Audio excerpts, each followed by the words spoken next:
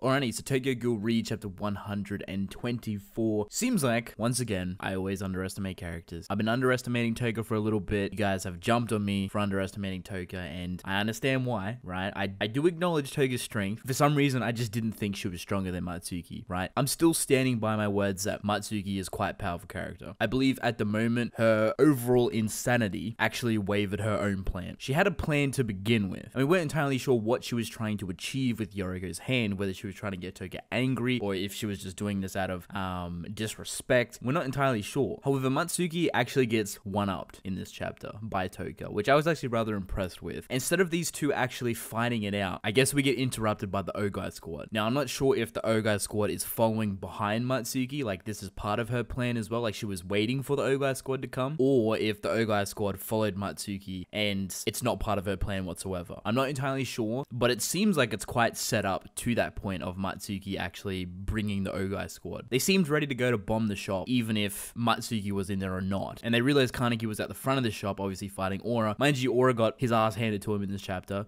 Basically, Kaneki called him rookie, and that's it. Just, he got obliterated. Now, how this worked, because I know some people might actually make a fuss about this. Oh, the RC suppressants, you know, took him out or whatever. Actually, in saying that, I feel like this is going to be a big issue for a lot of people, right? You know how Kaneki got basically finessed in the previous chapter wasn't because of the RC suppressants, right? We can clearly cut that out of the reasons why he got his ass beat in the previous chapter. I'm still standing by, you know, he didn't expect Matsuki to actually attack him, because we find out in this chapter that the RC suppressants don't actually activate that quickly. They really don't. That's how he actually managed to get up and defeat Aura before the RC suppressants actually kicked in. Hell, he even managed to escape before the RC suppressants actually kicked in. I think some people may be a bit salty, but I think everyone's kind of over it at this point. I'm not entirely sure. I see some people still being salty about it. I don't really care for one, so I like how Toga did get the upper hand. She basically just kicked the fuck out of Matsuki, you know, come over the top, being the better woman at the end of the day, and just dipped the fuck out. Because as soon as she kicked Matsuki out of the way, she ran out the shop, seen Aura was defeated, seen the Ogai squad come in with these bombs on their bicycles, and they just obliterated the shop. So the Re-Cafe is no more, which is actually kind of disappointing. But at that point, Toka and Kaneki dip the fuck out. Don't even take no second chances. They don't look back. They just go. Obviously, Matsuki and the Ogai squad are kind of just like, well, fuck, we fucked up again. In saying this, I really am enjoying Matsuki's character right now. She is so desperate. She's so insane. It's actually rather chilling to watch. And like when Kaneki and Toka are actually escaping, she like screams out that she was going to kill them. It was just like a really well done panel. Like I really enjoy Matsuki's character, and I'm very excited to see, I guess, how far she falls as a character, whether she goes even deeper into insanity or whether she could potentially be redeemed. Who knows? I'm excited to see her future and her fate, because there is a death flag there for Matsuki as well as Toka at this point, and I'm excited to see how this all wraps together really nicely. So now we see a little bit of Takizawa in this chapter, nothing all too important. However, we are foreshadowing a very, very big war. He talks about it, as well as Suzuya and Yuri talk about it, because they get called in to talk to Furuta, and Furuta wants to talk to them about leading basically another massive operation, which is a very big thing at this point. This is going to be the first big operation as two separate organizations. Obviously, Furuta leading the CCG, as well as the V organization, with the Ogai squad, and then we have obviously Kaneki's group, who are kind of scattered and all confused at the moment. So Furuta is definitely putting the pressure on Kaneki at this point, which I'm very excited to see. And they do actually put a lot of preference on the Ogai squad in this chapter, as well as when people were starting to talk about the Ogai squad. Now for me, so far, the Ogai squad's just kind of like a filler of a group, if that makes sense, just like another powerful character that Furuta had to introduce. They could be a lot more than that. Don't get me wrong, they're quite powerful, you know, they're kind of like, they're Rize-induced ghouls basically, and they do have a bit of strength, but, you know, nothing overly over the top. However, when they did mention the Ogai squad in this chapter, they mentioned the rumors of the Ogai squad being very fierce and brutal and extremely powerful, basically referring to them as death itself, which is a pretty big title to give them. They are obviously an extreme group. I'm excited to see if they expand on the Ogai squad, if they add like really powerful members, or if there is members in that group that are just extremely powerful that can fight against full Kagura ghouls or even half Kagura ghouls, because that is when stuff gets super serious. I'd imagine together they could fight a half Kagura ghoul or a full Kagura ghoul, but like if only one of them could fight like a full or half one, I think that'd be super sick as well. Doesn't have to be too many, just like one or two in that group that are just overly powerful, you know, that are more experimented on and more advanced and more evolved. I think that'd be pretty cool to see. We do get to see a little bit of Yuri and Suzuya, nothing all too much there. Suzuya's kind of slack at this point. He actually really doesn't care about the whole ghoul versus human situation, like the CCG versus Kaneki's group. He does not care whatsoever. Yuri, he's kind of like toeing the line. He doesn't really care either, but you know, obviously he's being forced to do what he has to do. He has to to fall under Furuta, and he's taking orders for Furuta as well as Suzuya. So these two don't really care at the moment, which is kind of weird for Yuri's character. I wasn't really sure where Yuri's character would potentially go in the future, and now I'm kind of even more lost. I thought mentally he would be a little bit of a lost cause, but he is not. He seems pretty switched on in this chapter, so I'm excited to see where Yuri's character goes and how Suzuya, I guess, plays out in this upcoming war, because obviously they're going to be heavily reliant on Suzuya and Yuri being some of the biggest fighters in the CCG. So seeing Suzuya and Yuri and how they react to the situation, because they seem pretty slack about the whole thing. They don't really care about the differences between ghouls and humans. So at this point, we may potentially see Suzuya and Yuri join the group of Kaneki sooner or later. For some reason, I feel like Suzuya's gonna die. I don't know why, but I kind of just got that feeling in this chapter. You know what I mean? Now, I didn't want to mention this till right at the end because this is a very big moment for us, right? Finally, a lot of people are gonna rejoice at the end of this chapter, right? So basically, Kaneki and Toka manage to escape, and they're kind of chilling under a bridge. They're kind of just talking. They mention Hide. We all know Hide. Basically, have a little bit of conversation. Kaneki apologizes and, you know, back and forth and whatever. And Toga just like, nah, fuck it. She gets up. She basically pushes Kaneki down and kisses him. Literally, right then and there. This is it. We finally got it. Mind you, it's off screen. You know, we don't actually get to see it, but we know what happens. When you read the chapter, you know what happens. Kind of similar to the Armon and Akira situation, but it's finally here. I know a lot of people are going to be like super freaking out about this. Now the whole possibility of Toga getting pregnant is kind of like solidified at this point. Not solidified, but like more leaning in that direction, because now their relationship is starting to bloom, and you know, they're having a lot more physical contact now, and it's more serious now. It's a big thing. It's a big moment. I'm excited to see people's comments and reactions, because people are just going to be freaking out most likely. So definitely a pretty good chapter in my opinion. Really enjoyed it. Really excited for next week to kind of get this war in the early developments. Very big operation for Furuta, and then I'm excited to see how Kaneki handles all these different situations going on at the moment. So with that being said, I'm actually going to end the video here. I hope you guys enjoyed. Don't forget to subscribe. I really appreciate it. Let me know your thoughts in the comment section below, and I'll catch you guys in the next video.